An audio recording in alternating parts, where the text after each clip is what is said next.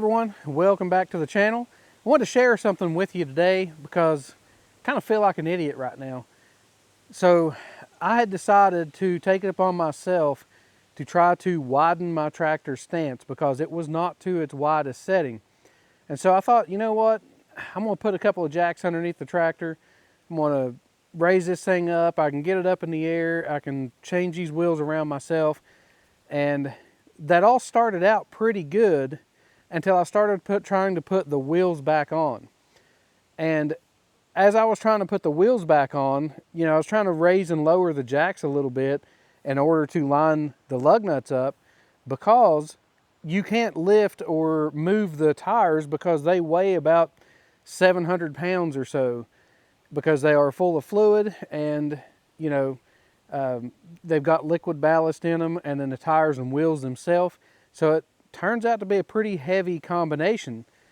So you have to kind of adjust that height of the tractor a little bit to be able to line those lug nuts up and then be able to kind of wiggle the tire and the wheel back on.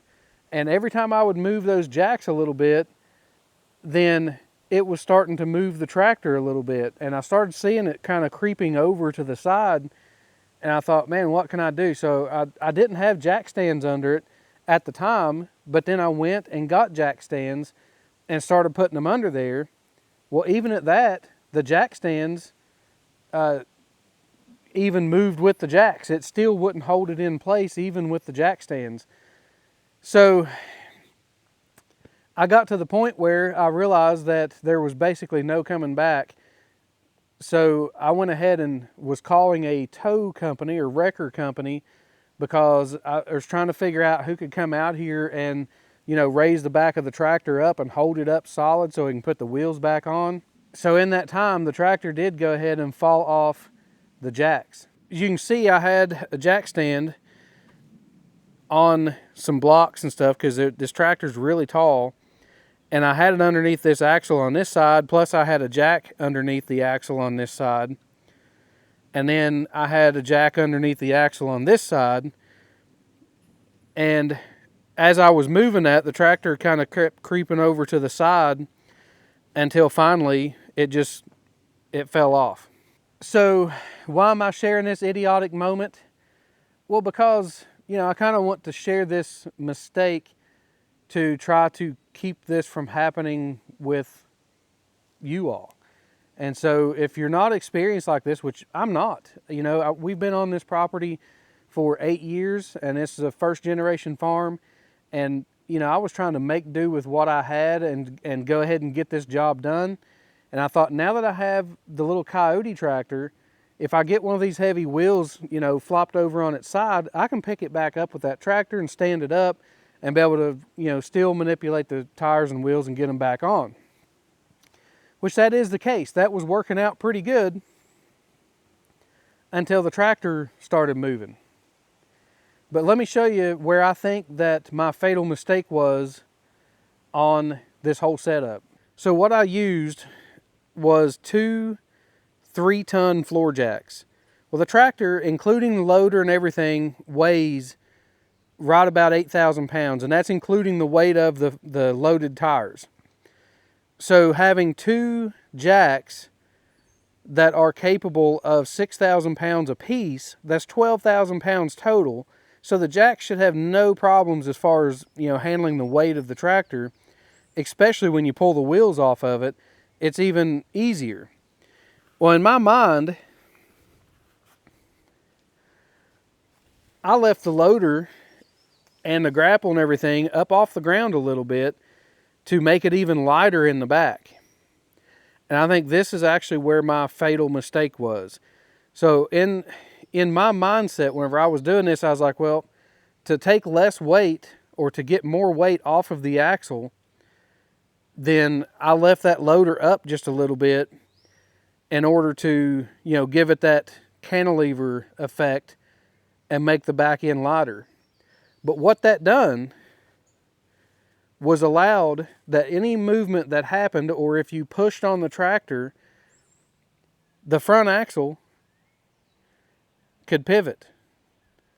And so I think if the loader would have been flat on the ground it would have held the tractor stationary and kept it from pivoting on the axles. And if you look at the wheels right now,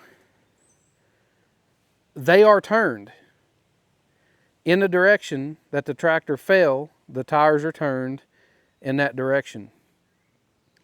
So that tells me that's exactly where it pivoted at and what allowed the tractor to, pivot to the side. And I think that it done it because of this loader being up in the air. Now, I know in 99% of the cases, I always put my loader on the ground and all that, but I didn't want it to be on the ground fighting the jacks, because if your loader is down against the ground and you're trying to jack the back up, your loader is pushing into the ground. So in my mind, I was like, I need to leave that up there a little bit to allow the tractor to pivot. Plus, it'll kind of help take a little weight off the back. I think that was a huge mistake to do that. If anything, I should have put the loader in float so that as I jacked it, it would still float the loader, but it was still sitting on the ground and basically giving it a lot more traction on the front, or not allowing it to pivot on that front axle back and forth. So I think that's where I screwed up at. I feel like an idiot, but you learn from your mistakes.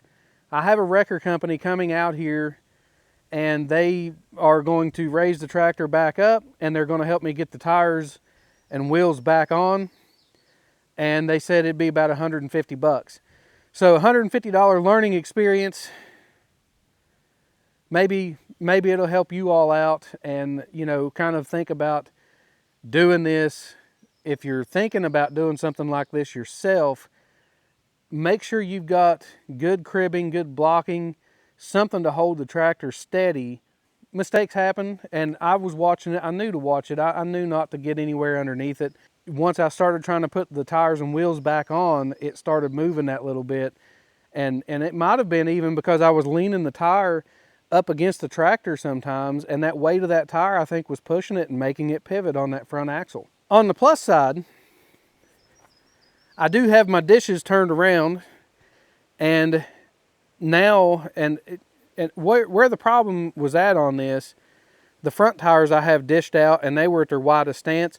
The back tires were actually a little bit narrower than the front, and it was making it not turn very well. And it's kind of like they were fighting against each other. That's why 90% of the time your front wheels are narrower than the back so that it turns better. Anyways, that's why I was doing this, because I've been wanting to do this for 2 years, and I wouldn't do it because I didn't have anything to lift or move the tires once I got them off the tractor. And now that I have the Coyote, I was like, well, if I do lay a tire flat, I can pick it back up with that tractor and get it back up standing straight up and down and roll it to the tractor. But like I say, I think my mistake was the fact of not having that loader on the ground, and it was letting that tractor pivot on the front axle, and it caused it to go over because I was pushing on it or had the tires leaning on it, and every time I'd move the jack up and down, it would move a little bit more. From the looks of things, there's nothing damaged on the tractor. It is currently sitting on the axle and the hitch back here. So if when the wrecker company gets here, they can get something under there and hook under there, and raise it and get it, leveled back out and get it secure. They're supposed to help me put the wheels back on, and we should have it fixed back up. What I should have done was taken it somewhere and had them do this, like at a commercial tire shop or something, and just hauled it there, paid them to do it, and then forgot about it instead of trying to do it myself. So if this is something you're thinking about doing, maybe you want to think twice about doing it before you do, or make sure you have good cribbing, good jack stands, good jacks, like the whole 9 yards. Maybe even do it on concrete, that would help. And then make sure too, I think that your loader needs to be down flat on the ground. So anyways, just thought I'd share this. Hope it helps somebody out. Learn from my mistakes.